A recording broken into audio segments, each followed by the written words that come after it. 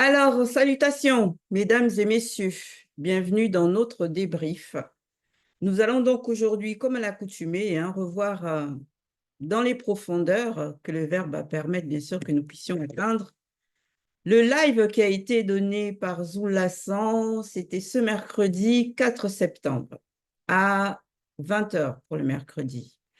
Le titre qu'il a donné à ce live, c'est Le mystère de l'huile très sainte. Bon, pour ma part, c'était la première fois que j'entendais cette notion de l'huile, non pas juste sainte, mais très sainte. Donc, Zoulasan va nous révéler la particularité et la spécificité de cette huile mystérieuse qui se distingue vraisemblablement de toutes les formes et sortes d'huile dont nous sommes accoutumés. Quelle est cette huile? D'où provient-elle? De quoi est-elle faite? À quoi sert-elle? Toute forme de questions et genre de questions que nous attendons bien sûr trouver réponse dans ce live. Donc, avant d'aller plus en profondeur, quel a été, vous, votre ressenti à l'écoute de ce live? Merci Ngengeti. Vraiment, Zoulasan m'a encore éclairé à travers ce live. J'en suis consciente. Et merci beaucoup, Zoulasan. Comme tu le dis, Abiké, j'ai aussi reçu beaucoup d'éclairages et d'édifications durant cet enseignement. Comme d'habitude, donc j'étais la fierté et en attente encore de d'autres révélations. Moi, durant ce live, cela m'a encore permis de comprendre et de pénétrer la notion de l'huile très sainte et surtout du côté spirituel. Déjà que c'est une notion nouvelle, le mot très sainte, comme Gengeti l'a dit tout à l'heure. Mais alors, ça dit que les vertus et tout ce que ça comporte, Zoula, le fait qu'il a détaillé ça, franchement, je me suis régalé. Je me suis tout simplement régalé. Merci à toi, Zoula. Pour ma part, comme l'a mentionné Ngeti, franchement, c'est des choses qu'on entend uniquement chez Zoulasan, le seul enseignant mandaté. J'ai vraiment apprécié la restauration de cette pratique de nos patriarches et nos matriarches qui était vraiment sacrée. Et vraiment, c'était un enseignement digne d'un maître. Merci, Zoulasan. Pour ma part, c'était un enseignement. Je peux y aller? Oui, Kamila. Merci.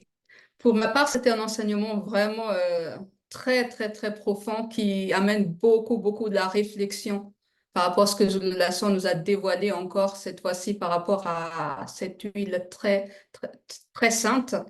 Donc, ça ouvre une autre perspective dans la marche, en fait, dans la connaissance, encore une fois. Donc, extraordinaire.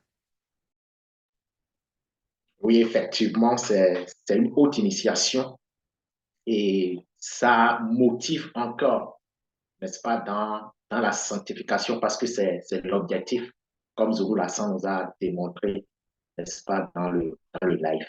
Et là, je suis très heureux, n'est-ce pas, de ce live-là.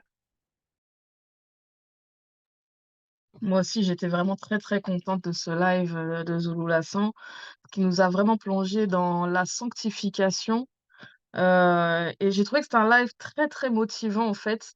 Ça amène vraiment à la réflexion, comme tu as dit, Carmela, et j'en suis vraiment ressortie grandie.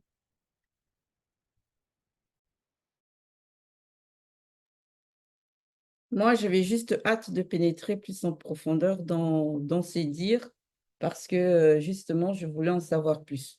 Je voulais en savoir plus sur cette mystérieuse huile-là et comme j'ai dit tout à l'heure, à quoi elle servait, qui l'utilisait. Je voulais tout savoir, en fait, sur cette huile très sainte.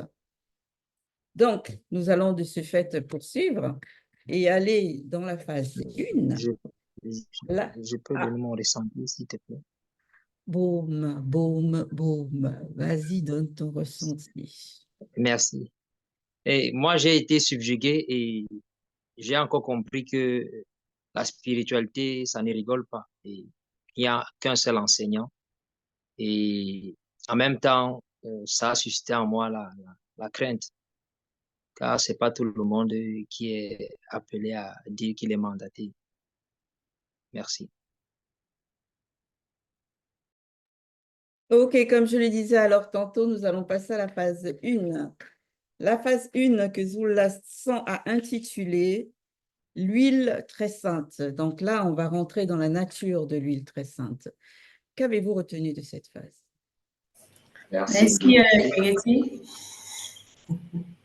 Il y a 2 personnes qui ont parlé en même temps. J'ai entendu la voix d'un homme et celle de Daniel, mais plus la voix de l'homme en premier. Vas-y, Damien. Merci, Daniel. Oui, comme nous l'avons dit tout à l'heure, c'est un live qui nous fait poser beaucoup de questions. Et déjà, par rapport à la nature de l'huile, et j'ai beaucoup réfléchi, parce que même dans le visible, quand on prend l'huile, ça tâche une goutte, n'est-ce pas, tombe sur un papier, on voit comment ça se répand. Et pour l'enlever également, c'est très, très, très difficile donc d'enlever, n'est-ce pas, l'huile. Et la densité aussi, n'est-ce pas, de l'huile, donc du fait que ça peut s'enflammer facilement. Donc, il y a déjà vraiment beaucoup de symboles, n'est-ce pas, qui montrent que, en fait, c'est une initiation vraiment d'une fréquence élevée. Maintenant, on comprend que derrière l'huile très sainte, en fait, c'est la haute spiritualité et c'est la haute initiation réservée à ceux-là, en fait, qui aussi font un avec déjà la sainteté.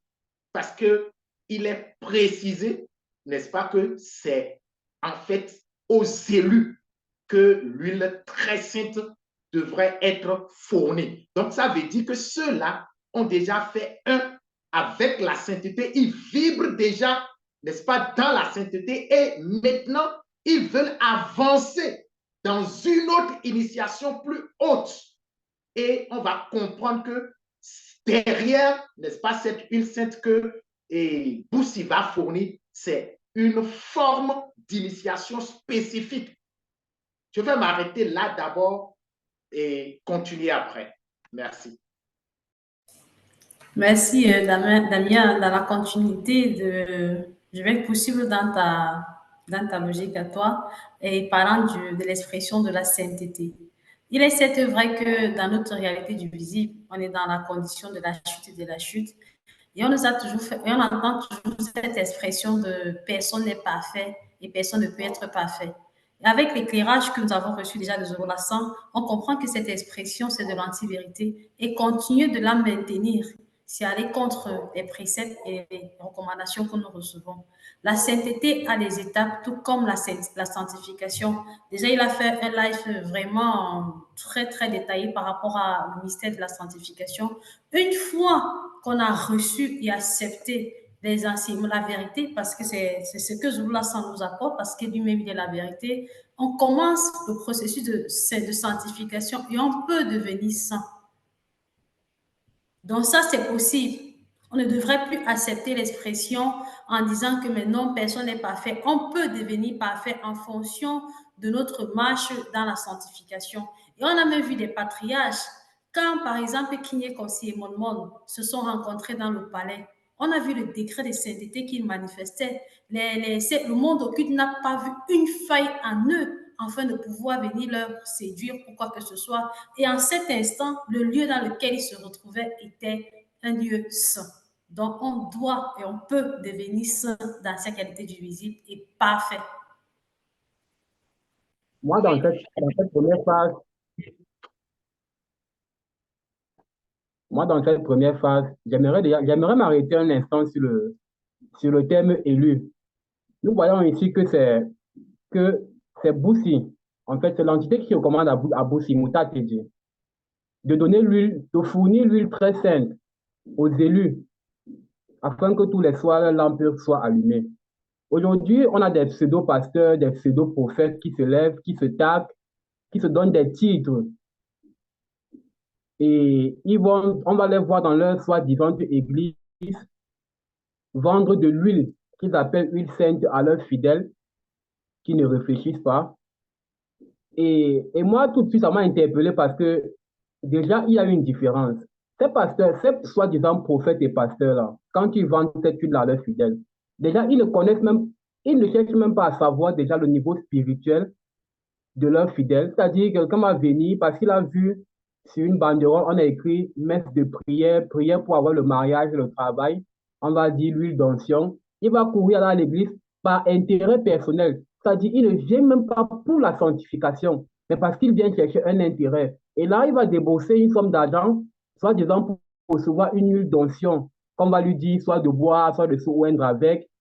Et pourtant, ici, on précise que c'était pour les élus, c'est-à-dire des gens qui cheminaient sur le chemin de la sanctification, qui voulaient atteindre la perfection, comme l'a mentionné Daniel. Déjà là, c'est une différence très remarquable qui montre vraiment l'importance de l'huile très sainte. Alors, en ce qui me concerne, moi, par rapport à cette phase 1, par rapport à la première caractéristique de l'huile très sainte, surtout par rapport à Boussi, qui est, à son époque, hein, comme on a pu le constater, celui qui, on va dire, le fournisseur unique de l'huile très sainte à son époque, je précise. Et soit dit en passant, Zoulassan aussi a apporté un point très important en disant que Boussi avait atteint la fréquence justement qui correspond à l'huile très sainte. Là, de suite, je me suis dit, de toute façon, c'est une huile déjà que tous les initiés ne pouvaient pas donner comme ça. Ce n'était pas donné à tout le monde d'avoir le procédé, la connaissance de cette huile-là. Quand bien même ils connaissent l'existence de cette huile-là, parce qu'on sait que ce n'est que les initiés qui en avaient la connaissance, mais ça, Boussi, on avait, on va dire, la composition. Il savait comment la faire, il savait avec quoi la faire, il savait même comment faire pour la consacrer, pour qu'elle devienne très sainte. Et c'est en cela que déjà, pour ma part, elle se démarque de l'huile sainte, parce que Boussi n'était pas n'importe qui. Non seulement il était déjà un chef initié consacré, en plus, il a revêtu le statut de Mutapadamundi, et en plus de ça, Boussi, lui, on sait, on nous a révélé qu'il a été fait Dieu. Et c'est en cela que lui, uniquement lui, a eu cette capacité et le pouvoir de pouvoir fournir l'huile très sainte. Donc, au-delà même de tous ceux qui avaient déjà atteint la sainteté. Parce qu'ici, on ne parle pas de vouloir atteindre la sainteté. On parle de ceux qui ont déjà la sainteté. Les élus, ils ont déjà la sainteté. Ils ne sont pas des non-initiés graciés qui sont en voie d'atteindre la sainteté. Cette sainteté, ils l'ont déjà.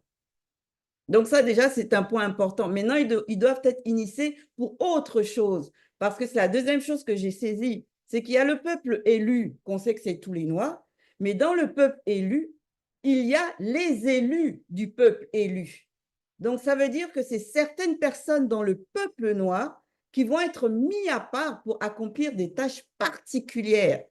Donc, c'est des initiés, mais qui vont être mis à part, des initiés parmi les initiés, pour accomplir des vocations particulières.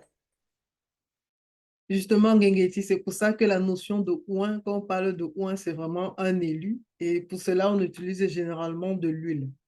Et dans ce cas ici, on parle de l'huile très sainte, parce que le plus souvent, ce sont des prophètes qui initient des rois en utilisant justement de l'huile très sainte. Moi, ce qui a attiré aussi mon attention par rapport à cette phase-ci, c'est que de nos jours, les catholiques, ils utilisent l'huile d'olive. Hein. Ils utilisent ça dans l'église, ils achètent et ils revendent ça plus cher. Ça veut dire qu'ils disent qu'ils ont prié sur ça et que ça va aider à, voilà, quand tu as des douleurs et autres, tu utilises ça, ça va te faire du bien. Lorsque tu sors généralement autour des églises catholiques, ils font des petits commerces. Et ça fait que l'huile d'olive, dans certains endroits d'où je viens, a un prix élevé à cause justement de ce genre de pratique. Et comme Yves l'a mentionné, des pasteurs se font de l'argent. Or, dans le verset 1 ici de Exode, il n'est pas mentionné que Boussi a vendu cela. Il n'est pas mentionné que Boussi a vendu cela. Il est mentionné qu'il l'a donné. Et c'est ça qui fait la toute différence. Et c'est pour ça qu'on dit la vérité, là, c'est quelque chose qu'il ne faut pas blaguer avec. On ne rit pas avec. On ne vient pas dans la vérité. On dit on va s'enrichir. Ce n'est pas comme ça que ça se passe.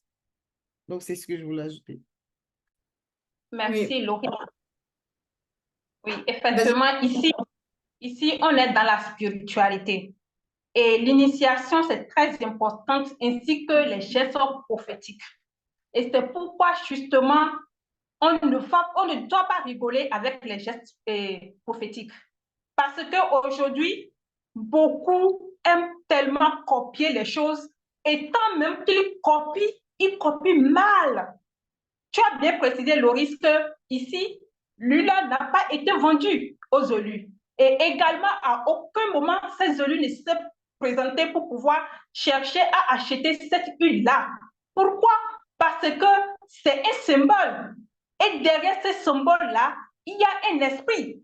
Et c'est très important. Alors, toi, faux pasteur ou bien faux prophète qui pratique ces gestes prophétiques pour ton propre ventre, mais fais beaucoup attention parce que l'huile très sainte ici, le symbole de l'huile très sainte ici, c'est un des symboles auxquels il ne faut pas du tout rigoler.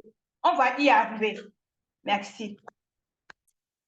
Oui, pour ma part, moi, je me suis arrêtée sur à quoi sert cette huile-là, le pourquoi. Donc, pour comprendre un peu, j'ai médité là-dessus. Je me suis dit, bon, dans le plan physique, moi, quand j'ai besoin de l'huile, par exemple, pour mon corps, pourquoi est-ce que je vais utiliser cette huile-là? Ça permet, entre autres, à protéger mon corps des agressions, tout ça et tout.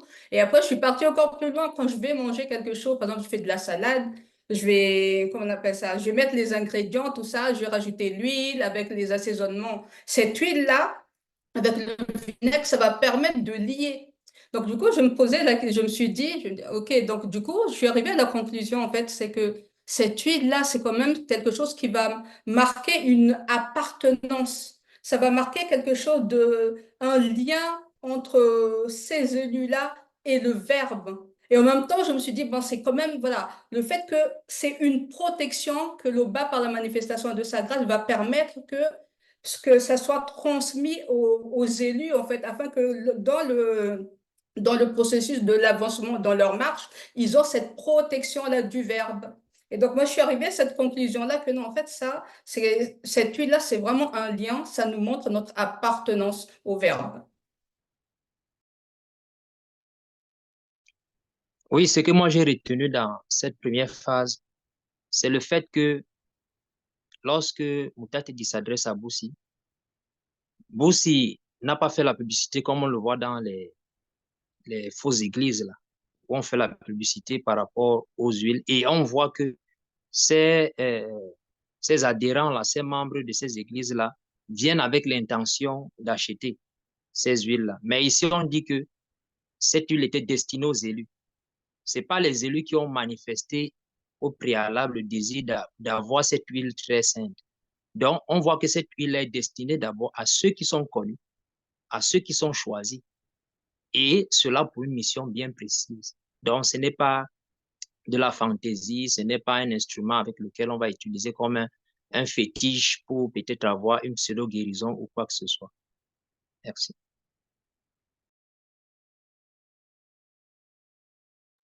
Je vais continuer dans le sens de Carmela, puisque ça m'avait aussi interpellé le fait que ce soit de l'huile. Et on est conscient hein, que dans cette réalité du visible, l'huile a beaucoup de propriétés, de très très bonnes propriétés pour le corps, pour l'alimentation, etc. Et on sait que ça scelle l'hydratation, ça scelle l'eau. Et on sait qu'aussi que l'eau a une importance par rapport à la spiritualité, que c'est aussi un symbole. Et je m'étais interrogée, du coup, je me disais, mais est-ce que c'est pas aussi pour maintenir la protection sur la personne, puisque l'eau symbolise l'esprit aussi. Et on sait que l'huile aussi symbolise le mundi. Donc, en fait, quand on rentre vraiment dedans, c'est très, très vaste et le symbole, en fait, est très, très fort. Et comme tu l'as dit aussi, Baume, l'huile utilisée, l'huile très sainte, ce n'est vraiment pas pour n'importe qui. On ne peut pas se lever et dire qu'on va fabriquer de l'huile utilisée. On ne sait même pas véritablement l'huile très sainte, comment elle était composée, puisque c'est c'est réservé à, aux initiés. Et donc, c'est très vaste. Si je peux continuer, Mehdi. Oui, si tout le monde s'est déjà exprimé une première fois, tu peux y aller. Oui.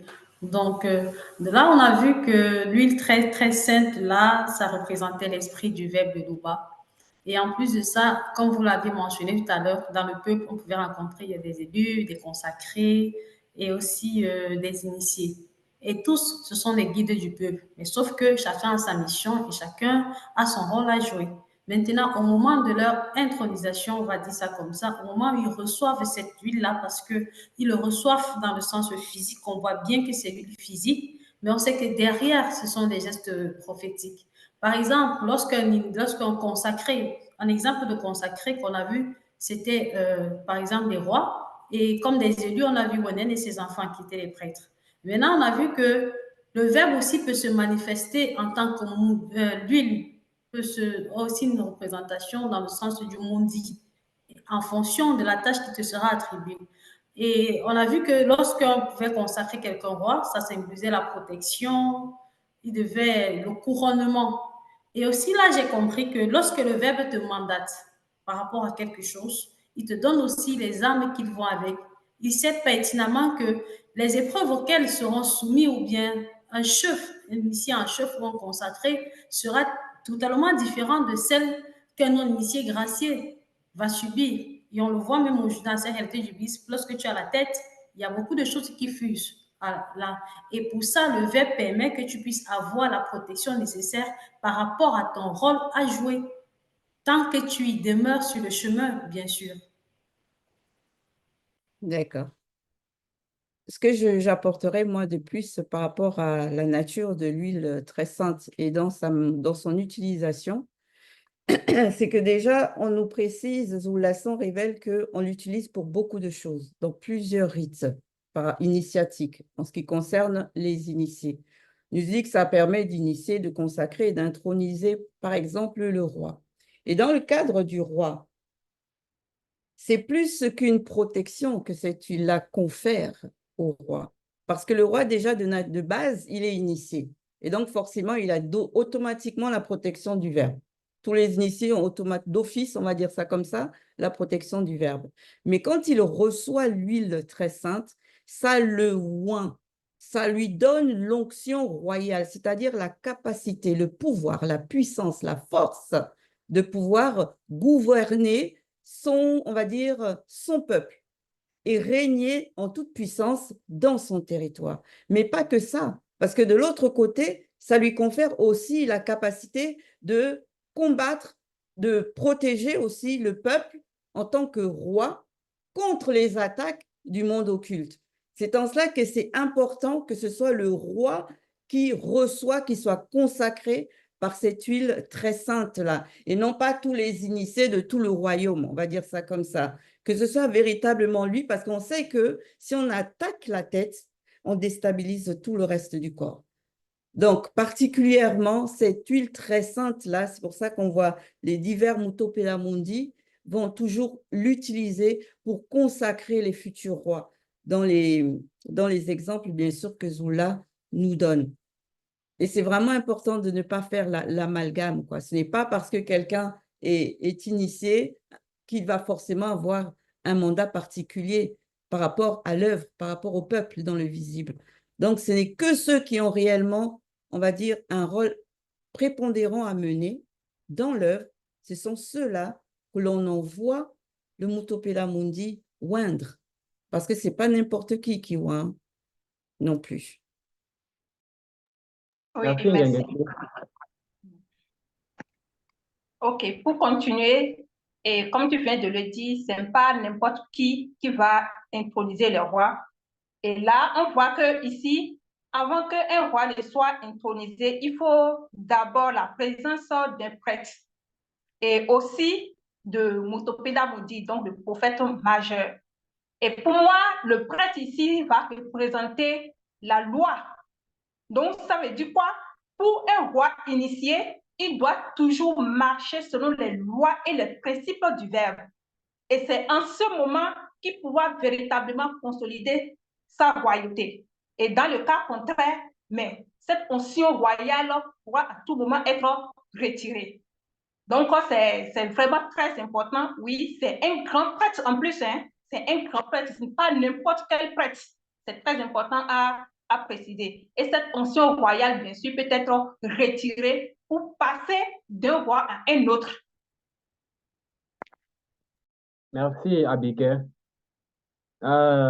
Effectivement, nous avons vu par la suite que, comme vous l'avez si bien mentionné, nous avons vu une autre facette de l'huile très sainte en tant que onction royale, c'est-à-dire qu'elle est utilisée pour introniser, qu'elle était utilisée pour introniser les rois.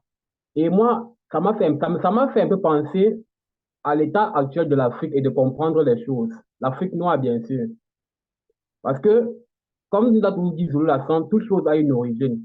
Nous avons vu qu'autant d'autres fois, comme l'a mentionné Ngengeti, avant qu'un roi ne puisse diriger, gouverner un peuple, il fallait qu'il soit approuvé par le Verbe. Et cela était manifesté par le fait qu'il soit intronisé par un prophète majeur, un Mutwapida Mundi majeur, qui l'intronisait en lui versant de l'huile sur la tête.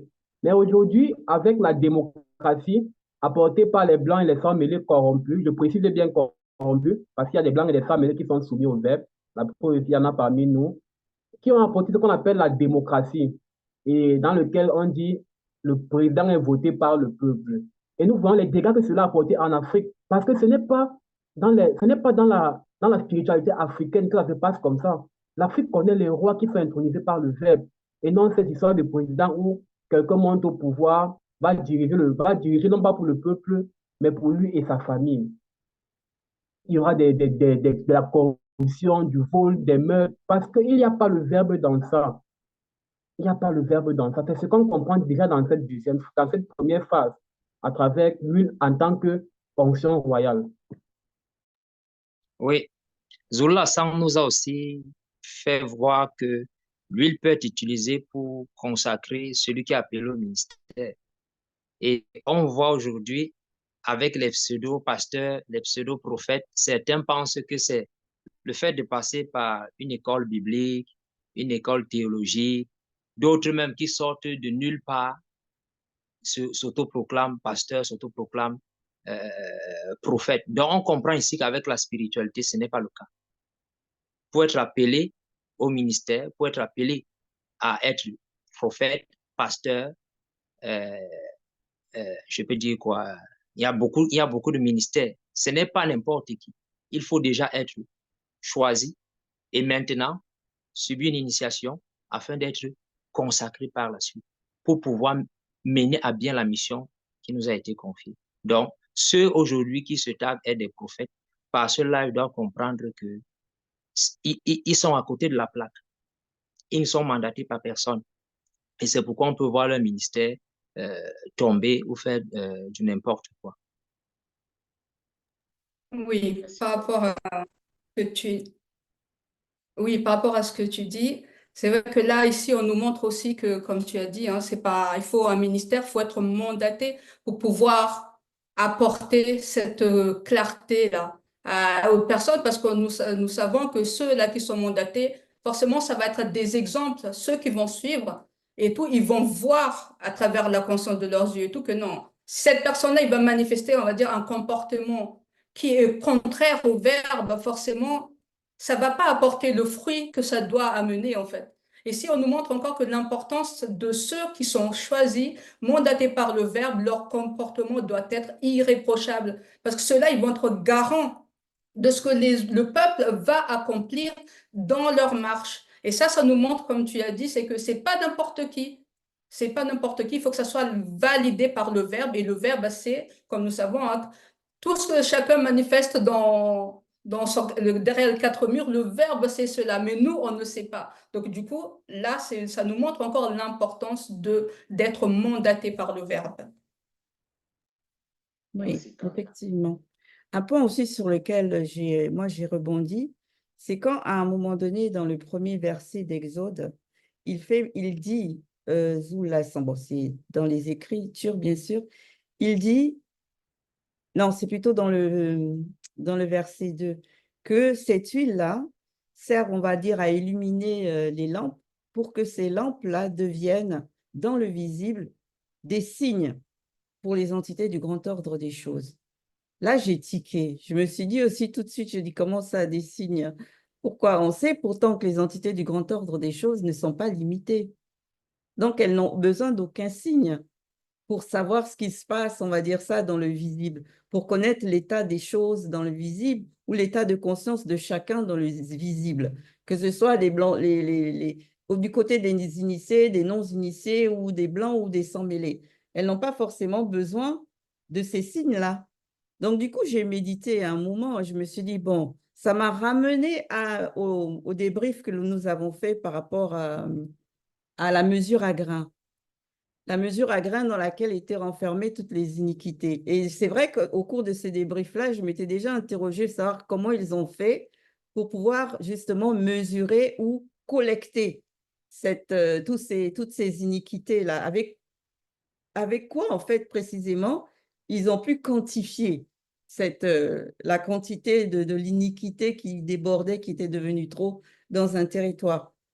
Et là, je me suis tout de suite référée à ça par rapport aux lampes qui sont allumées, qui doivent être allumées dans la nuit, tous les soirs précisément, et qui servent de signe aux entités du grand ordre des choses. Donc, du coup, j'ai compris que c'est comme aussi une mesure, ces signes-là, qui va permettre de comptabiliser le niveau de l'iniquité dans le territoire. Parce que plus il y aura des lampes allumées, moins l'iniquité va prôner dans un territoire. Et moins il y a des lampes allumées, mais forcément, là, ça va manifester que l'iniquité a pris le dessus sur un territoire. C'est en cela que ces personnes-là, elles devaient respecter et pratiquer cette loi de génération en génération pour justement permettre qu'ils deviennent des signes distinctifs, indicateurs pour le grand ordre des choses que là, voilà, en ce moment, il y a tant de personnes connectées, on va dire ça, au Mundi. Et donc, du coup, plus une région est illuminée, ben, plus c'est révélateur.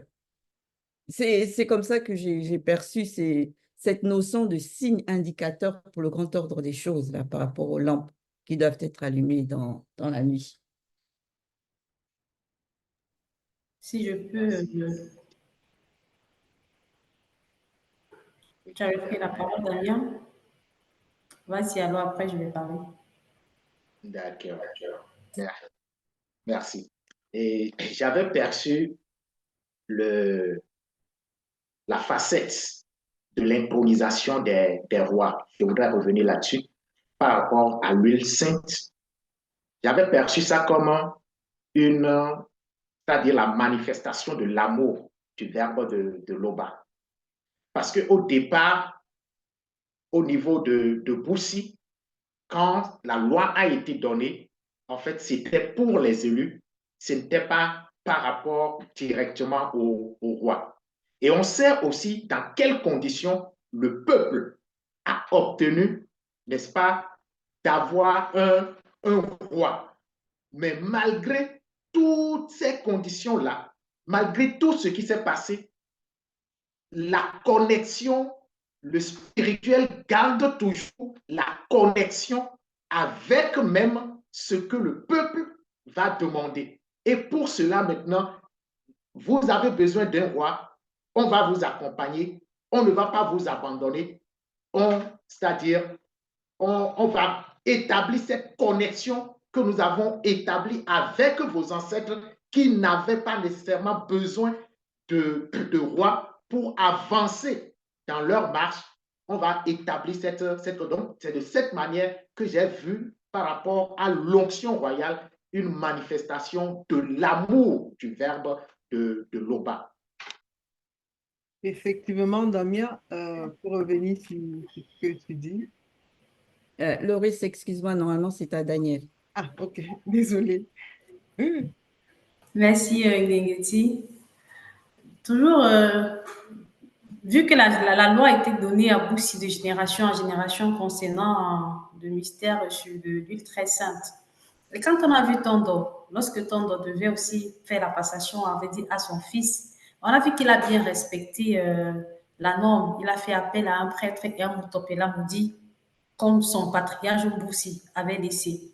Et en plus de ça, pendant le live, Zulu Lassan, il a dit, lorsque Mon lui recevait, il a vu que le Mutopela Moudi lui voit à travers les yeux de son esprit. On a dit qu'il y avait l'esprit sous forme de la manifestation de l'esprit du verbe de Loba qui s'est emparé de mon monde. Mais lui, il voyait ça spirituellement. Il faut noter que toutes les fois où il y a eu des scènes de ce genre, ceux qui étaient entourés ne voyaient pas. Seul le Mutopela Moudi voyait ce qui était dans le plan spirituel. Mais moi, je n'ai pas vu les descriptions, hein, que ce soit sur Wenen, que ce soit sur Monmon ou sur Tondo lui-même ou sur Nyongi, que lorsqu'ils ont reçu le Saint-Esprit, ils ont commencé à trembler ou bien ils ont commencé à parler en langue. Moi, je n'ai pas vu. Puis j'ai lu, j'ai relu, je ne l'ai pas mentionné ça. Hein, que non, voilà comment il a commencé à faire, que lui, on a reçu le Saint-Esprit, comme on voit dans les fausses églises là. On voit le processus établi par le Verbe. Donc, et en plus même, dans ceux-là qui passent le temps à dire qu'ils reçoivent, quand on verse l'huile d'olive sur leur tête là, ils disent qu'ils ont reçu le Saint-Esprit par la langue là. Dites-nous la langue là, parce que même nos patriarches n'ont pas parlé en langue.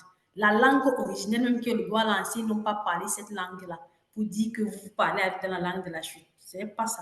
On voit bien le processus bien établi. Il était aussi mentionné que l'huile ne manque point sur ta tête. Et là, on comprend encore que dans ce sens, il faut veiller. Il faut veiller sur on doit veiller sur la spiritualité et sur les enseignements que nous recevons au quotidien. Nyongi n'a pas veillé à un moment donné. Temps de parole, Daniel. Merci. J'aimerais juste ajouter un petit truc. J'aimerais revenir sur les gestes initiatiques. Nous savons que Mouta Tedi, l'entité qui guide et qui intronise, et il n'a pas besoin d'huile. On sait que justement, le verbe, c'est la langue.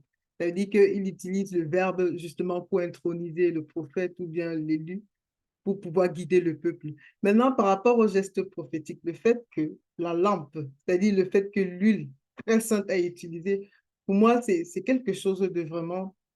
C'est-à-dire que le verbe, au travers de ça, permet qu'on puisse ne serait-ce qu'avoir une image de l'action d'initiation. C'est-à-dire que comme le prophète, lui, reçoit l'initiation de Moutatedi, le prophète, lui aussi, doit initier le peuple. Et c'est justement ce côté-là que je me suis dit, waouh. C'est-à-dire, pour transposer ça à ce niveau-là, franchement, il faut juste que ce soit Zoula qui nous explique ce genre de choses. Parce que c'est quand même assez complexe pour pouvoir vraiment comprendre ça, quoi. Mais par la grâce du verbe de Loba, Zoula nous étale encore ça et nous facilite la compréhension. Et c'est ça vraiment que je trouve merveilleux, justement, par rapport à cette première phase. C'est vraiment magnifique, en tout cas. Oui. Et Moi, oui, ce que Loris. j'ajouterais par rapport à ça aussi, c'est que l'onction là qui est déversée par rapport à l'intronisation de l'huile très sainte, on nous démontre ici par Nyongi que ça se retire, que ce n'est pas une onction qui est, on va dire, indéfinie ou définitive quand on la déverse sur une personne, par rapport bien sûr à l'onction royale. Hein. Ça se retire. Donc, du coup, cette huile très sainte, est comme un vêtement que quand on le retire, ça marque la destitution spirituelle de la personne qui a été oint par cette huile très sainte-là. Et c'était le cas de Nyongi. Et donc, là, il y a un facteur important aussi que l'on doit concevoir, que Loris a touché, c'est que quand on est oint par cette huile très sainte-là, il faut absolument être soumis aux lois du verbe de Tété. Il ne faut même pas d'un iota entraver ta vocation qui t'a été donnée par le spirituel. Tu dois la respecter et tu dois travailler dans son sens en tout temps. Parce que le moment où tu t'écartes de cette vocation-là, l'onction, elle, automatiquement, on te la retire. Et on la donne à quelqu'un qui sera jugé plus méritant et plus digne que toi. Donc, ça soulève la notion du fait que nul n'est irremplaçable dans la spiritualité. Les gens qui pensent que parce qu'ils sont devenus des pseudo-apôtres, pasteurs ou je ne sais quel statut qu'ils aiment se donner dans les fausses assemblées, là, que c'est indéfini, qu'une fois que c'est comme ça ne se retire plus, quand bien même ils ont été déchus, quoique on sait qu'ils ne sont pas déchus parce qu'en vérité, ils ne sont même pas à la base. C'est que de l'illusion, mais bon, donc on va rentrer dans leur illusion Et quand bien même ils sont déchus, ils vont se dire qu'ils conservent toujours leur titre, qu'ils conservent toujours leur onction. Alors que ici, dans la spiritualité, par l'exemple de Nyong'i et de Tondo, on nous montre bien que non, tu t'écartes de ta vocation, ça t'est retiré. Donc, tu n'es plus, spirituellement parlant, tu n'as plus ce saut-là d'approbation du spirituel. C'est donné à quelqu'un d'autre. C'est aussi simple que ça. Une autre Oui, remarque que j'ai faite dans cette phase, c'est que dans cette phase qui concerne, dans cette phase où on parle de l'huile très sainte en tant qu'onction onction royale, j'ai fait un constat, c'est que cette huile est déversée, comme on l'a vu dans la plupart des versets, sur la tête de la personne qui est choisie par le verbe de l'Oba. Et cela m'a permis de remarquer que la tête, c'est vraiment quelque chose qui est très important dans le spirituel. Comme tu l'as toi-même mentionné, Gengechi, quand on attaque la tête et qu'on la coupe, tout le reste du corps est déstabilisé, est touché. Et c'est une chose qu'il faudrait vraiment que les gens puissent comprendre parce que aujourd'hui, on va voir des gens qui vont aller dans les églises, soi-disant se faire baptiser parce que, soi-disant, Jésus s'est fait baptiser. Or, nous avons très bien vu dans le live que le Christ, Dieu qui s'appelle, a été intronisé et non baptisé, mais intronisé. En gros, il a reçu cette onction-là en tant qu'esprit. Mais on va voir des gens qui vont aller donner soit peut-être leurs enfants, leurs fils, leurs filles, on va mettre la main sur leur tête. Vous ne savez même pas à quelle fréquence, dans quelle fréquence se trouve ce pasteur-là, quelles abominations il commet dans sa vie, et il va aller imposer les mains sur vos têtes. Et après, vous êtes surpris de voir, les gens sont surpris de voir leur vie. Non, ma vie ne donne pas, c'est comme si je suis poisseux, j'ai la malchance, oh Dieu m'a oublié. Non. Et pourtant, c'est à travers des choses comme ça. Ces faux pasteurs qui vont t'imposer les mains, tu le connais où, tu sais qu'il fait quoi. Franchement, il faudrait que les gens fassent très attention et apprennent à bien comprendre les Écritures. oui, merci Yves. Moi, je vais rebondir par rapport à l'onction royale et en ce qui concerne la passation, bien sûr. Et on voit quelque chose aujourd'hui chez les non-initiés, bien sûr, qui ne sont même pas dans la révélation. Parce qu'au niveau des présidents, quand ils veulent passer le service à un autre président, parce que celui qui veut passer le service, je suppose que c'est lui qui a été déchu de sa fonction. Maintenant, une autre personne veut prendre la fonction. Mais ce qui est bizarre chez eux, c'est que c'est celui qui c'est le président déchu maintenant qui passe le service à l'autre. Mais on voit quand même qu'il n'y a pas de logique.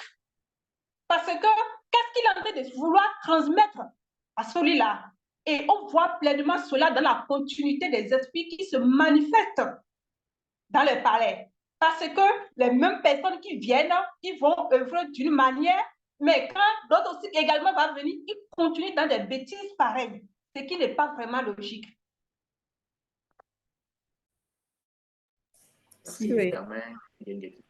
Un autre point, je vais rebondir sur ce qu'a dit, je crois que c'est Daniel hein, qui a dit par rapport à quand ils disent recevoir l'esprit dans les fausses assemblées, qui se mettent à trembler, à se jeter par terre, à crier. En fait, ils sont très, très démonstratifs de la présence du pseudo-esprit quand ils reçoivent ça. Il y a tout de suite une chose aussi qui m'est venue à l'esprit à moi, c'est que là, on parle hein, de la consécration par l'huile très sainte. C'est la consécration par l'huile très sainte qui a cet effet-là que le mundi va s'emparer de la personne qui est consacrée. Mais dans les églises, là, à ce que je sache, les fausses assemblées, on les plonge juste dans l'eau. L'eau, là, est-ce que c'est l'huile? C'est vrai, c'est l'eau du robinet qu'ils ont rempli je ne sais pas, un truc dedans, et les gens viennent dedans, soi-disant, ils sont baptisés, et après ça, quand tu les vois dans les églises, c'est comme si tous avaient reçu la consécration par l'huile très sainte. Mais non, on ne les a pas trempés dans de l'huile, on va dire visiblement parlant. Parce que si on parle d'huile spirituellement parlant, c'est l'équivalent, c'est l'huile aussi dans le visible. Ce n'est pas l'huile spirituellement parlant et puis c'est l'eau dans le visible. On est quand même dans le grand ordre des choses. Donc, quand le verbe mentionne quelque chose, c'est qu'il y a l'équivalent au niveau du physique. C'est de l'huile que l'on va prendre et puis on va mettre dans les lampes. C'est pas l'eau. Donc, ils arrêtent aussi à un moment donné, quoi. Non, mais sérieux, il faut qu'ils arrêtent à un moment donné de nous blaguer. Bon, penser qu'ils nous blaguent. Parce que nous, comme on dit chez moi, hein, on les voit les trous.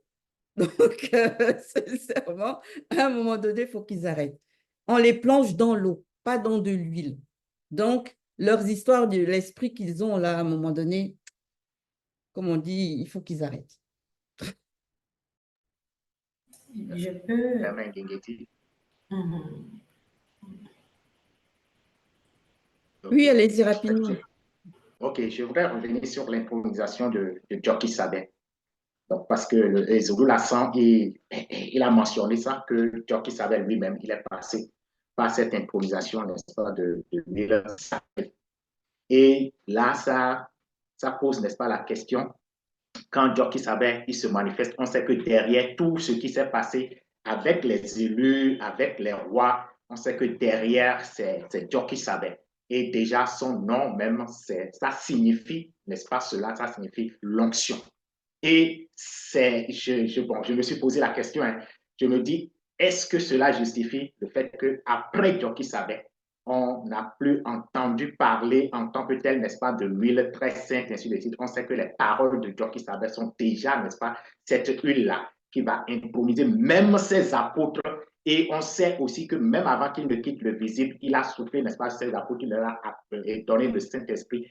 Et l'huile très sainte va encore se manifester, n'est-ce pas, lors n'est-ce pas, de la descente du Saint-Esprit sur les apôtres par rapport encore. Donc, même le passage de Djoki Sabet, ça résume tout ce qui s'est passé avant lui, même déjà avec le cadre, avec ses apôtres. Merci. Pour compléter ce que tu as mentionné, Damien, toujours concernant Djoki Sabet, on sait que Djoki Sabet, c'est le premier-né de toute la création. Et lui-même, il a respecté l'ordre qui était établi par son ancêtre Mboussi. Aujourd'hui, nous avons Zulu Lassan, qui est le deuxième-né de toute la création. Et ceux qui vont se poser la question, ah oui, qui t'a intronisé toi? Djoki Sabet et le deuxième-né de toute la création sont indivisibles et ils forment le grand tout. Et Zulu Lassan lui-même respecte toutes les règles qui sont selon le verbe dans cette réalité du visible. Ceux qui le côtoient de près peuvent en témoigner. Et même quand on entend parler, même dans les réseaux sociaux, on n'a pas vu qu'il a offert à une règle là pour dire, prendre son micro et dire là que bon voilà, il va peut-être mal parler ou bien insulter. Non, lui-même, il respecte les lois du verbe selon la vérité. Et ça nous apprend encore l'humilité. Et c'est tout simplement formidable.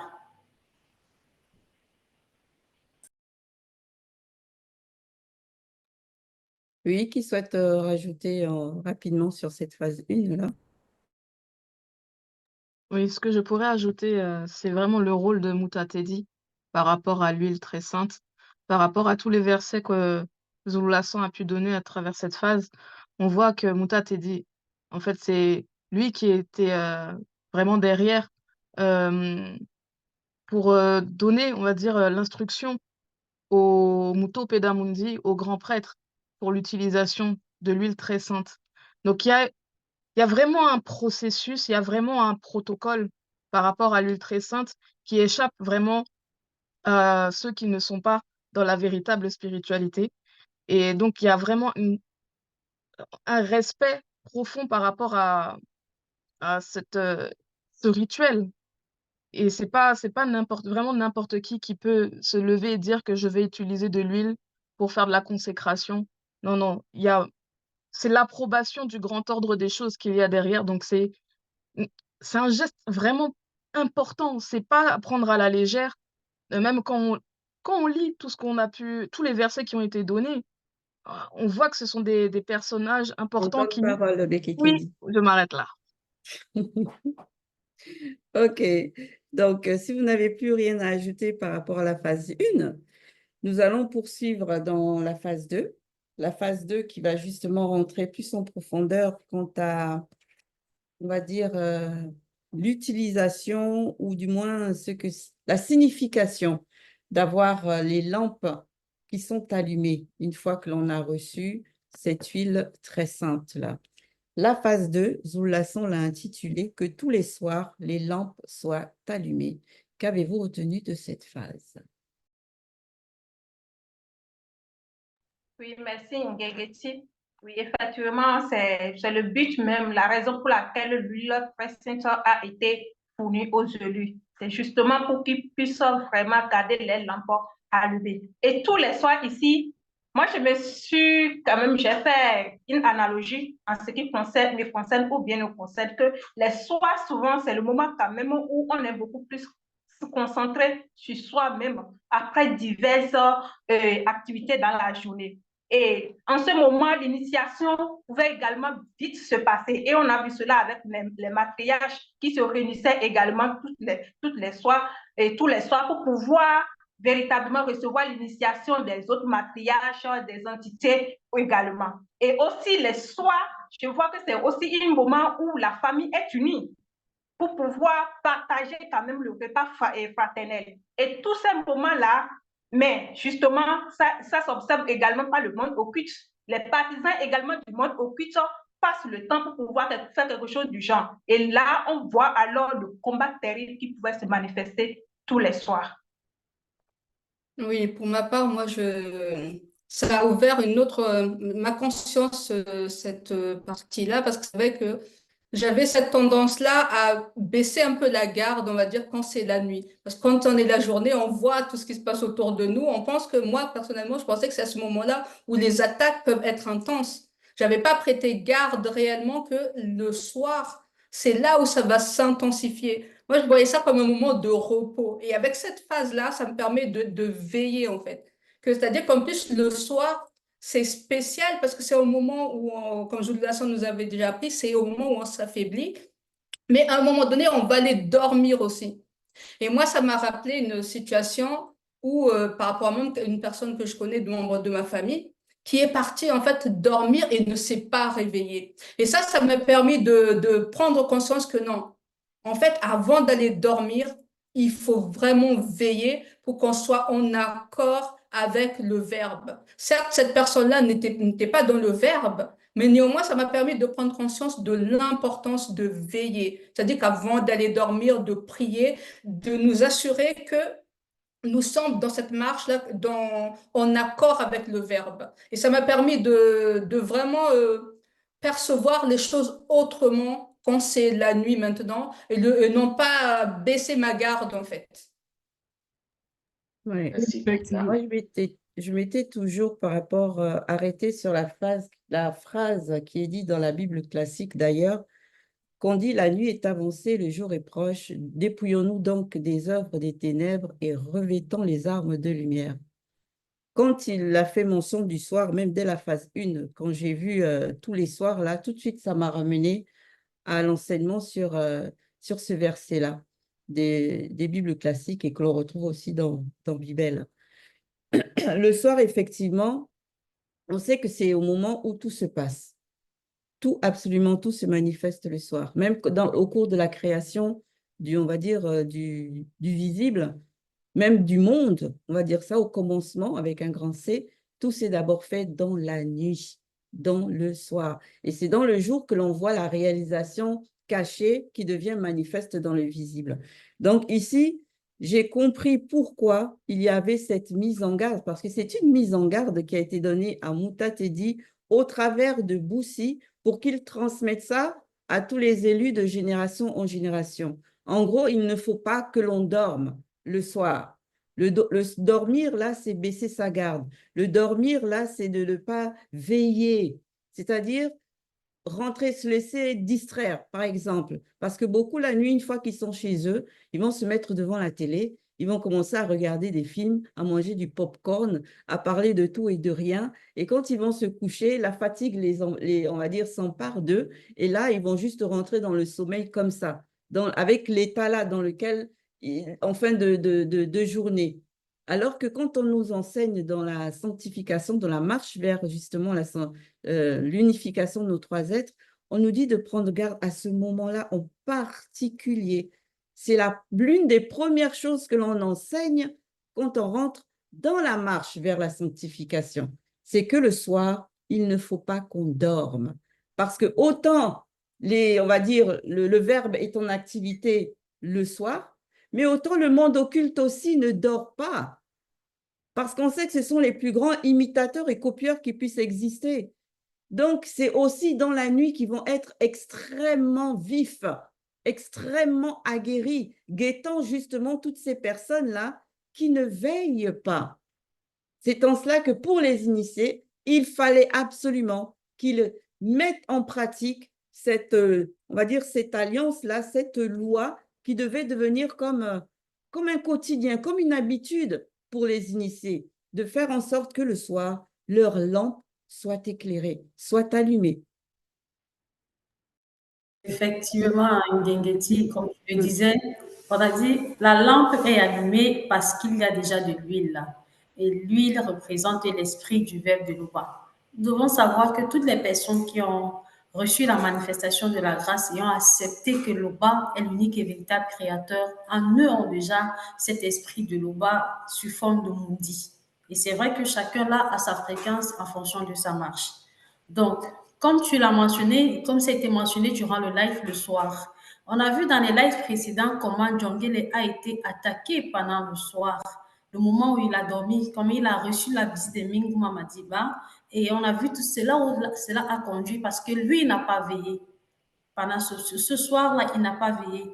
Et dans le sens de garder la lampe allumée et de veiller, cela ne voudrait pas dire qu'on ne va pas dormir physiquement parce que tu ne peux pas. À un moment donné, tu vas dormir physiquement. Mais comme ça a été mentionné dans le live précédent aussi, on doit prier. On doit prier avant de dormir. Il faut prier et nous remettre réellement à la manifestation de la grâce du verbe de Louba. C'est vrai qu'au temps des initiés, ça se faisait, de nos patriarches, notamment Yumi, ça se faisait autour d'un feu.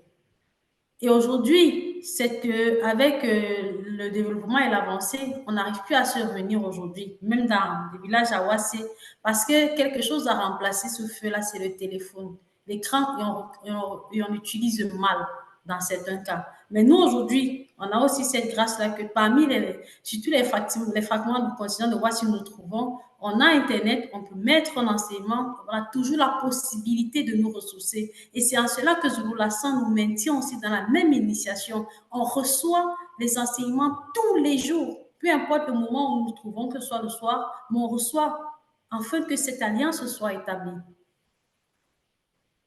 Merci, Daniel. Merci, Daniel. Moi, l'une des choses que j'ai remarqué dans cette phase, c'est que on a les chrétiens qui ont l'habitude de dire, qui sont accoutumés à dire, non, c'est l'Ancien Testament, c'est les choses passées, maintenant c'est Jésus, on doit pratiquer l'amour comme Jésus a dit. En fait, parce que les religions ont amené les gens dans ce qu'on appelle le christocentrisme. Or, Jésus lui-même dit qu'il n'est pas venu abolir la loi, mais l'accomplir. Et nous voyons justement ici là que la loi que Boussi avait donnée par Mouta Tedi, que Mouta Tedi avait donnée par Boussi, a perduré de génération en génération parmi les initiés, comme cela avait été prescrit. Nous avons vu que Kakane elle-même et Yume l'ont reçu. Plus tard, elles ont transmis à d'autres croyants qui eux aussi à leur tour ont dû. Et c'est comme ça que le message et c'est ainsi que le message est perdu. Et aujourd'hui, comme l'a mentionné Daniel, nous avons Internet par lequel ce processus est apporté de façon moderne, parce qu'aujourd'hui, on parle de la modernisation, les écrans. Et comme l'a aussi mentionné, nous avons vu vraiment ce qui se cache derrière la nuit. Nous avons vu que c'est la nuit que nous devons faire vraiment très attention la nuit, surtout avant d'aller dormir. Nous devons faire attention à ce que nous voyons, parce que l'œil est la lampe du corps. Si l'œil est en bon état, tout le corps sera éclairé comme c'est écrit. Donc, c'est vraiment, nous devons vraiment prendre ça comme des exhortations, des avertissements et mettre cela en application. Merci Yves. J'aimerais revenir sur justement encore le soi, quoi. Nous savons que le soi, c'est l'obscurité, c'est sombre, c'est la nuit, et ça représente l'inconnu. Et lorsqu'on se retrouve dans l'inconnu, on est dans une position d'incertitude. Ça veut dire que lorsqu'on a des yeux fermés, pour pouvoir faire quoi que ce soit, on doit se référer soit à notre toucher, soit à notre oui, les coups, soit au son qu'on doit, voilà. C'est juste, on ne peut pas utiliser tous nos sens. Ça fait qu'on est limité et on a de la faiblesse et on a peur. C'est ça justement pourquoi c'est la nuit que justement l'ennemi est beaucoup plus prédisposé à nous attaquer. Parce que lorsqu'on s'en va pour dormir, lorsqu'on fait des cauchemars, c'est pas comme si on sait qu'on va faire des cauchemars à l'avance. C'est pas comme si on sait qu'on va, voilà, qu'on aura une nuit difficile. Ça, on ne le sait pas à l'avance. C'est pour ça que le Verbe nous recommande d'avoir les lampes allumées dans la mesure où on doit préserver justement toute notre soirée pour ne pas avoir à vivre des moments de cauchemar, des moments difficiles, pour ne pas avoir à se trouver que si jamais il y a des combats, qu'on soit néanmoins prêt. Et c'est justement pour ça que Zulula, lors du live, nous a mentionné quand Kakane et Yume, elles exhortaient pendant la nuit, bien qu'il y avait des combats et des sorciers qui ont eu attaqué, voilà, bien qu'elles sentaient leur présence, ça se passait tout cela la nuit. Et c'est encore important de toujours rester, c'est-à-dire garder la lampe allumée. Parce que le jour, bon, on a un peu cette légèreté parce qu'on voit. On peut utiliser tous nos sens. Mais la nuit, ce n'est pas le cas. On n'a pas la vue et c'est pour ça qu'il faut vraiment être aux aguets. Merci. Merci, Laurie. Oui, par rapport à cette recommandation d'avoir la lampe allumée le soir, là, comme Zulu Lasson nous le dit toujours, en fait, tout part même de l'origine. Tout part de l'origine. Ngegeti avait abordé cela et dès qu'elle avait parlé, premièrement, c'est par rapport à la création. Et ça m'a rappelé que lors de la création, en fait, c'était l'obscurité et qui couvrait le gouffre très profond. Et à ce niveau, la manifestation de la volonté de l'Oba, c'est-à-dire par le Verbe, va déclarer que la lumière soit. Et on nous révèle que la lumière se manifeste.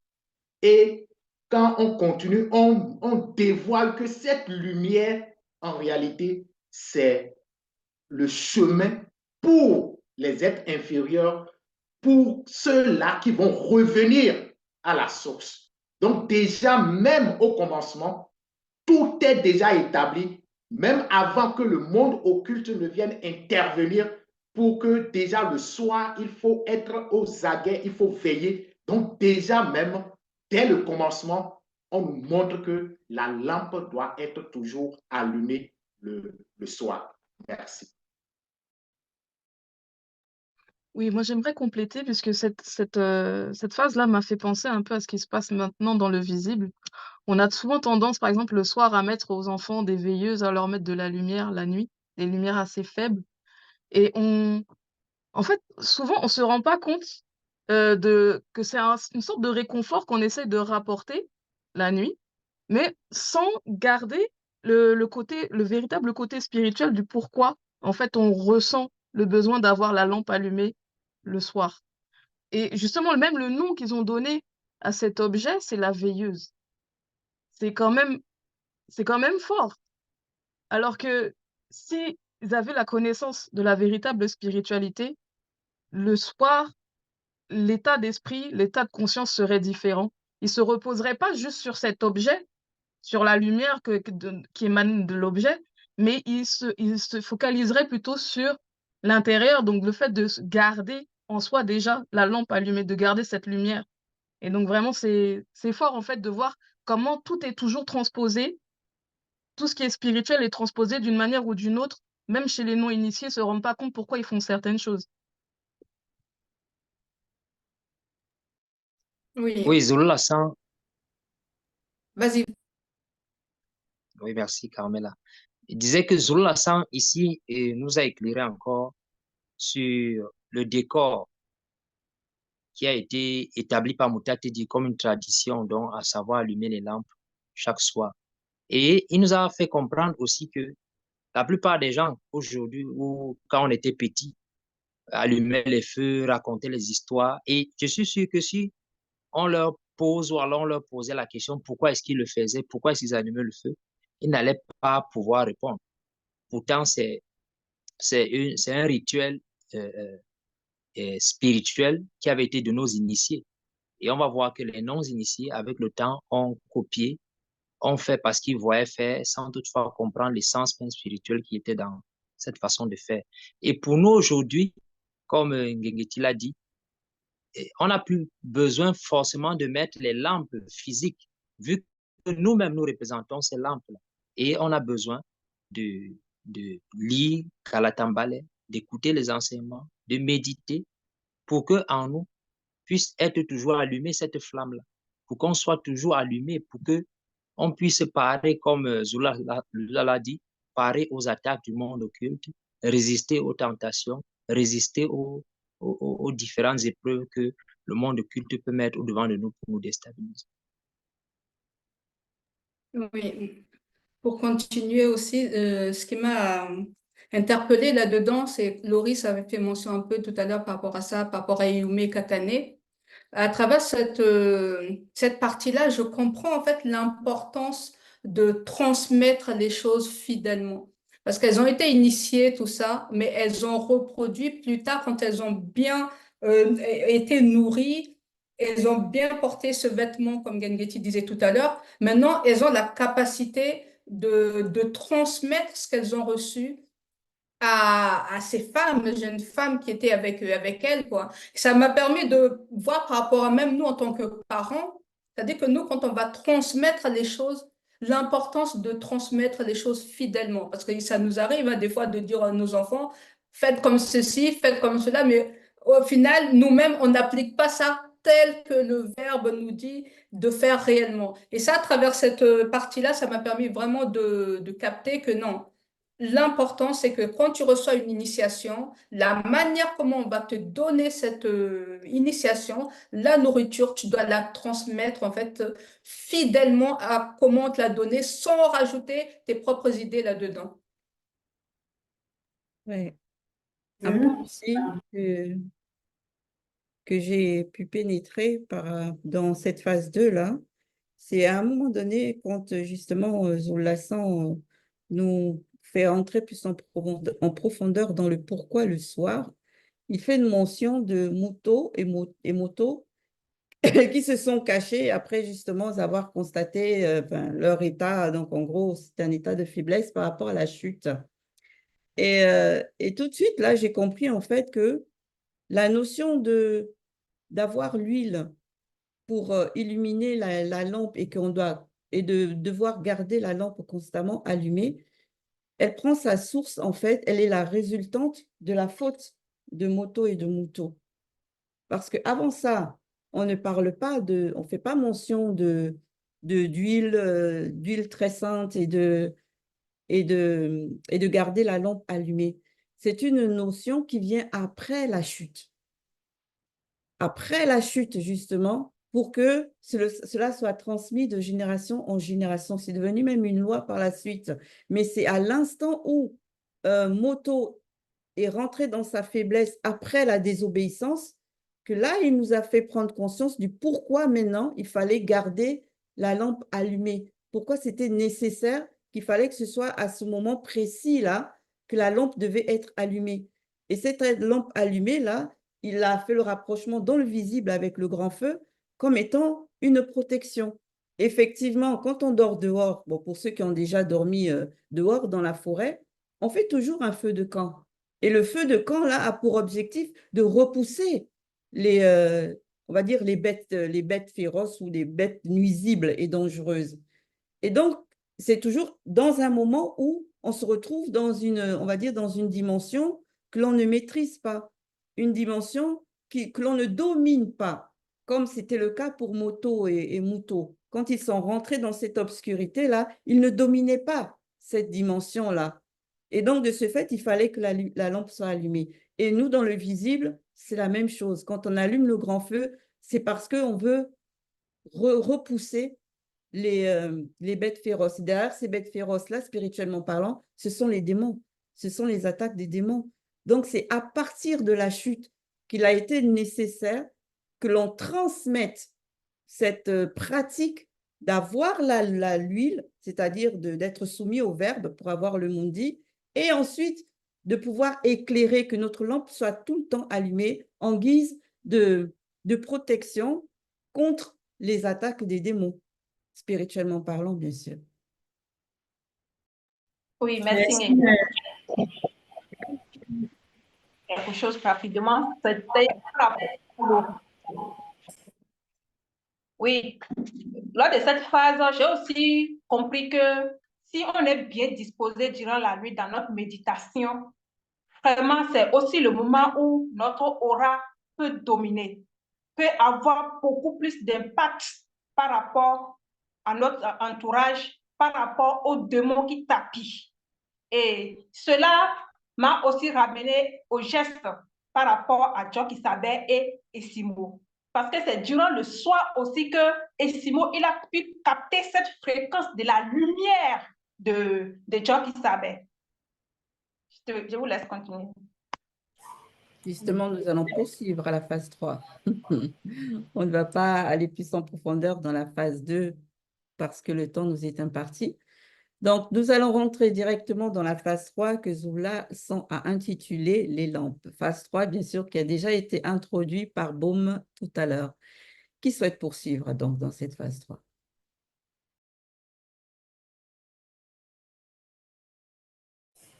Merci, Ngeti. Donc, nous avons vu que la lampe représente une des manifestations de l'esprit en tant que verbe.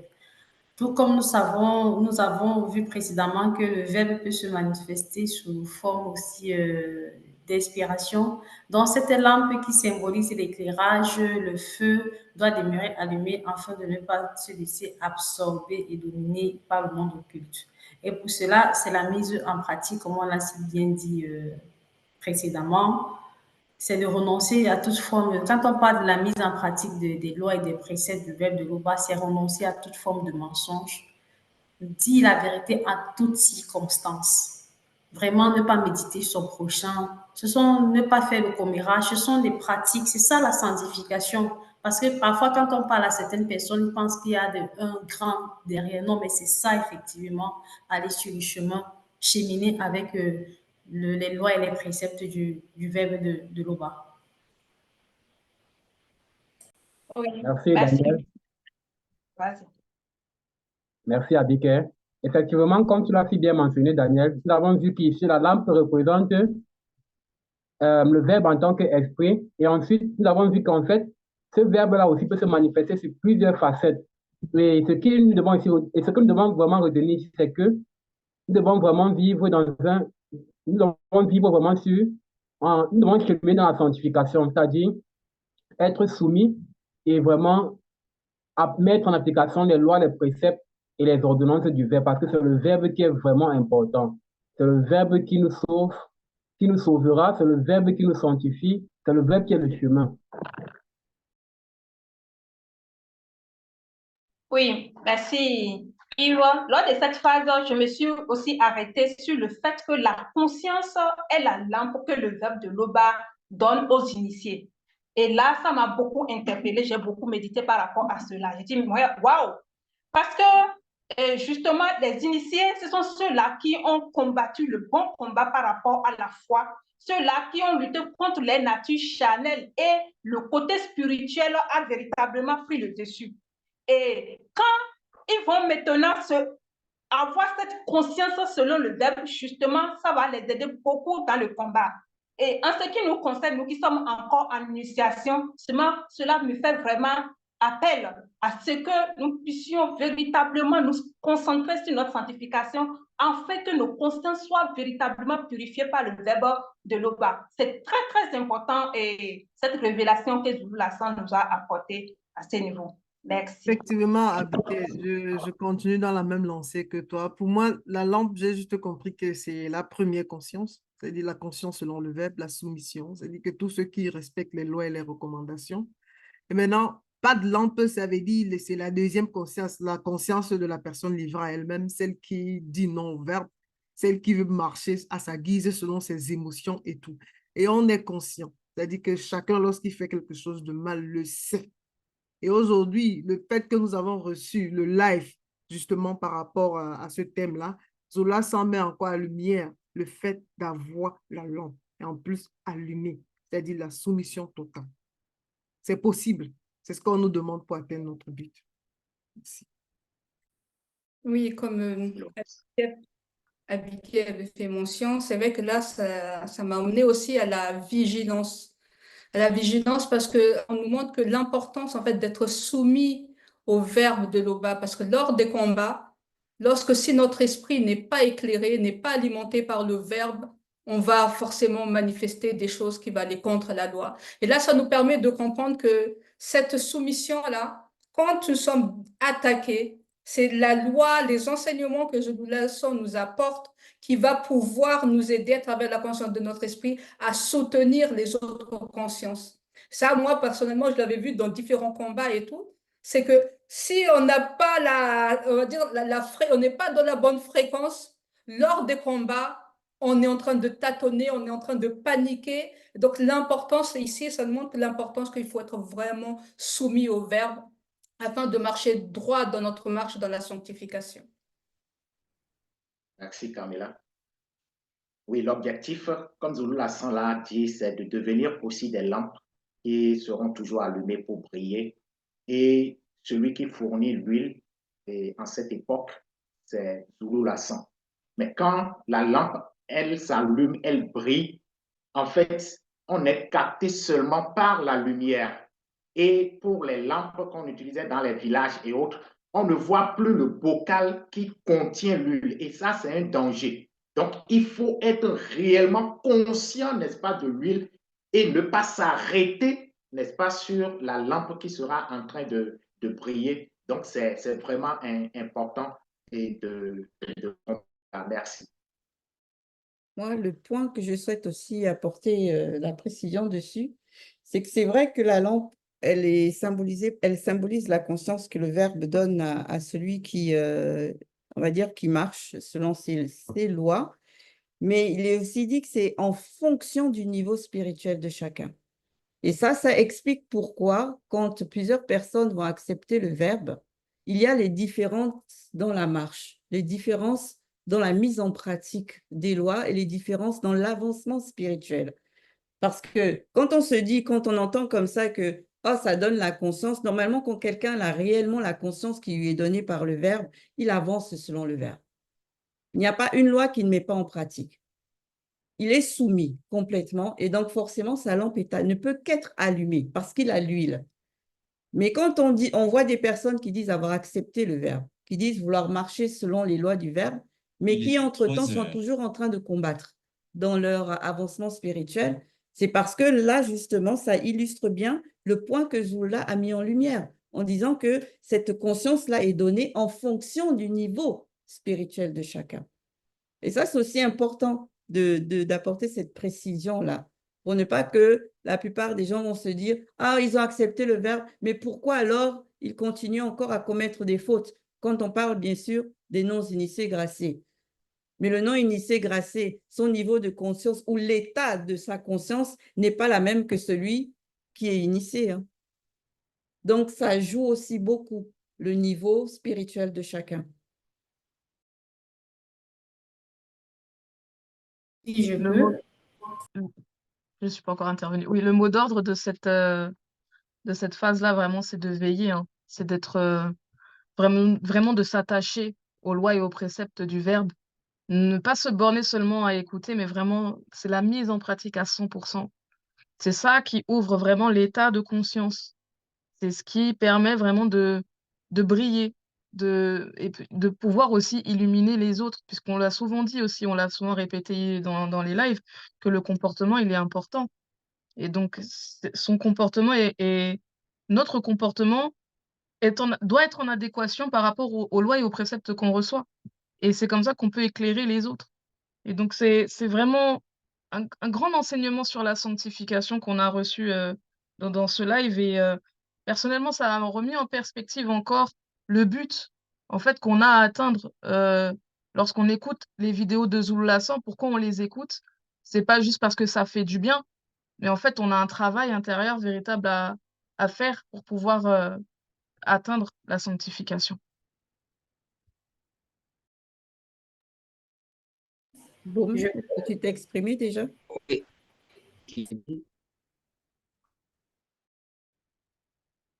Pas encore. Ok, vas-y. Je peux? D'accord, merci. À la suite de Becky, je dirais que si on est conscient de notre responsabilité par rapport à la sanctification en tant que lampe et que on œuvre véritablement dans ce sens-là, on va éclairer non seulement notre alentour et le nombre de personnes qui mettront en pratique les lois, les préceptes reçus et qui manifesteront cette qualité de vie, la permettra aux ténèbres de reculer dans les territoires, dans les villes, partout on pourra se retrouver et on verra que la qualité de vie même des populations s'améliorera. C'est ce que je pouvais encore ajouter. Ouais. je- Alors, non, on va plutôt s'arrêter sur ces mots de baume. Et comme conclusion, juste que moi je dirais, c'est plutôt qu'il faut réellement que toutes les personnes qui souhaitent, on va dire, atteindre la sanctification de leurs trois êtres, l'unification de leurs trois êtres, ces personnes-là doivent être conscientes d'une chose. C'est que premièrement, il faut déjà arrêter de penser comme l'homme charnel, c'est-à-dire se reposer sur l'essence de notre avatar. L'homme spirituel imite les vertus des entités du grand ordre des choses. Donc, sa manière de penser est selon le spirituel. Sa manière de parler est selon le spirituel. Sa manière de concevoir les choses est selon le spirituel. Et sa manière de se comporter est en fonction, bien sûr, des lois du verbe de Tété.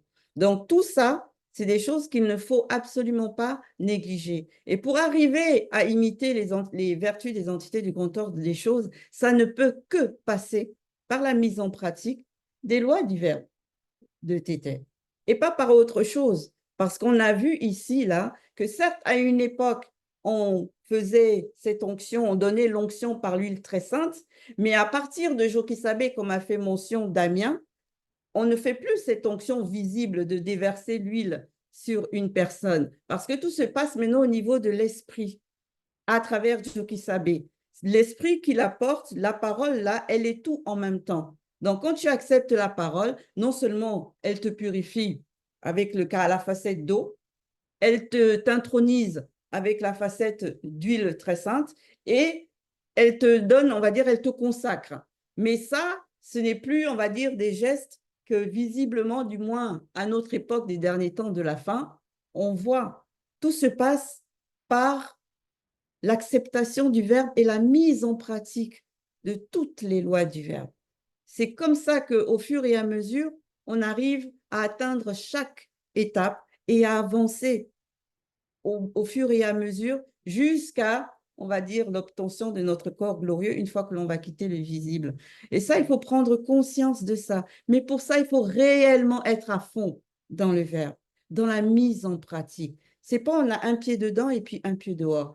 C'est pas quand ça nous arrange de mettre en pratique, là, on met en pratique. Et puis quand ça nous dessert, ben là, on choisit de ne pas mettre en pratique. C'est tout le temps. On doit être connecté constamment avec la parole. Comme on l'a fait mention dans le live, on doit avoir des vêtements brillants.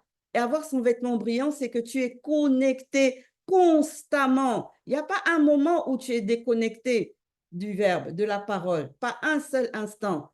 C'est tout le temps. Et ça, si quelqu'un arrive à le faire, cette personne, pour sûr, est certaine qu'elle va arriver au niveau du spirituel. Elle est certaine qu'elle va atteindre, réussir à passer ces étapes-là et à avancer concrètement, spirituellement parlant. Et ça va se ressentir dans sa vie, dans son quotidien. C'est le point important qu'on ne doit jamais oublier. On n'est pas là pour nous baser ou nous reposer sur nos sens de notre avatar, mais plutôt sur le Mundi, parce que c'est lui qui guide, c'est lui qui sait, c'est lui qui voit. Sur ce, on espère que notre contribution va pouvoir, bien sûr, ouvrir d'autres portes de la compréhension à ceux qui vont suivre le débrief par rapport au live de Zulu La San. Et si le Père le permet, ben, au prochain débrief.